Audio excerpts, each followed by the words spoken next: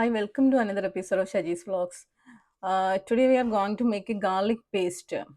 Garlic paste വളരെ ടേസ്റ്റിയും വളരെ ഡെലീഷ്യസും ആയിട്ടുള്ള ഗാർലിക് പേസ്റ്റ് വളരെ സിമ്പിളായിട്ട് എത്രയും പെട്ടെന്ന് ലൈക്ക് 2-3 മിനിറ്റ്സ് കൊണ്ട് തന്നെ നമുക്ക് ഉണ്ടാക്കിയെടുക്കാൻ പറ്റും. വളരെ നല്ല ടേസ്റ്റിയാണ്. നമുക്ക് ബ്രെഡിൻ്റെ കൂടെയും അല്ലെങ്കിൽ കുബൂസോ അതുപോലെ തന്നെ ഗ്രിൽഡ് ചിക്കൻ്റെ കൂടെയും ഒക്കെ കഴിക്കാൻ പറ്റിയ നല്ല എല്ലാവർക്കും ഇഷ്ടമാണ് ഗാർലിക് പേസ്റ്റ് അല്ലേ. അത് നമുക്ക് എങ്ങനെയാണ് ഉണ്ടാക്കുന്നത് നമുക്ക് നോക്കാം. വളരെ സിമ്പിളാണ്, ഈസിയാണ്. ജസ്റ്റ് നിങ്ങളും എല്ലാവരും ട്രൈ ചെയ്ത് നോക്കാം. വേണ്ട ഇൻഗ്രീഡിയൻസ് വളരെ കുറച്ച് ഇൻഗ്രീഡിയൻസ് തന്നെ മതി ഇതിന്. ആദ്യമായിട്ട് വേണ്ടത് ഗാർലിക് ആണ്. ഞാനൊരു ചെറിയ അല്ലി ഗാർലിക് ആണ് എടുത്തിരിക്കുന്നത്. എനിക്ക് കുറച്ച് മതി, അത് കാരണമാണ് ചെറിയൊരു അല്ലി ഗാർലിക് എടുത്തിട്ടുണ്ട്. പിന്നെ എന്ന് പറഞ്ഞാൽ എഗ്ഗിന്റെ വൈറ്റ് ആണ് നമ്മൾ എടുക്കുന്നത് കേട്ടോ. നമ്മൾ യെല്ലോ എടുക്കത്തില്ല, എഗ്ഗ് വൈറ്റ് എടുക്കുക. പിന്നെയുള്ളത് സൺഫ്ലവർ ഓയിൽ, പിന്നെ ആവശ്യത്തിന് ഉപ്പ്, ഒരു നുള്ള ഉപ്പ്.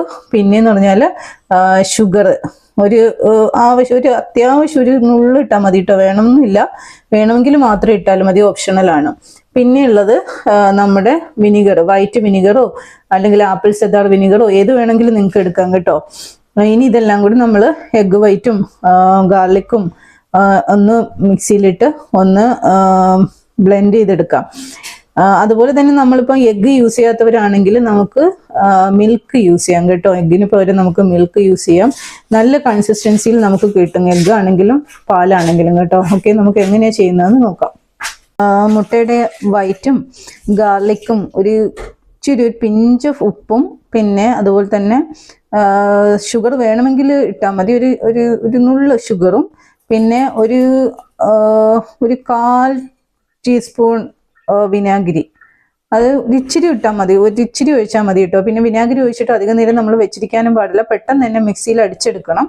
അപ്പോൾ ഈ ഒരു കൺസിസ്റ്റൻസിയിലാണ് നമുക്ക് കിട്ടുന്നത്. ഇത് ഇങ്ങനെ ഇരിക്കും കേട്ടോ, ഈ ഒരു കൺസിസ്റ്റൻസിയിൽ നമുക്ക് കിട്ടും ഇത് രണ്ടും കൂടി അടിച്ചെടുക്കുമ്പോൾ. ഇനി നമുക്ക് ഇതിനകത്തോട്ട് സൺഫ്ലവർ ഓയിൽ ഒഴിച്ചു കൊടുക്കാം. കുറച്ച് ഒഴിച്ചിട്ട് നമുക്ക് മിക്സിയിൽ നന്നായിട്ട് നമുക്കൊന്ന് അടിച്ചെടുക്കാം. ഓക്കെ, നമ്മുടെ ഗാർലിക് സോസ് ഇവിടെ റെഡി ആയിട്ടുണ്ട്. നല്ല കൺസിസ്റ്റൻസിയാണ് കേട്ടോ, അതേ കണ്ടോ, നിങ്ങൾക്ക് തന്നെ കാണാൻ പറ്റും. നല്ലതായിട്ട് നമുക്ക് കിട്ടിയിട്ടുണ്ട്, അടിപൊളി ടേസ്റ്റും ആണ് കേട്ടോ. സോ എല്ലാവരും ട്രൈ ചെയ്യണം. എല്ലാവരും ട്രൈ ചെയ്തിട്ട് കമൻറ്റ് ബോക്സിനകത്ത് നിങ്ങളുടെ അഭിപ്രായങ്ങളും നിർദ്ദേശങ്ങളും ഒക്കെ ഉണ്ടെങ്കിൽ നിങ്ങൾ അറിയിക്കണം.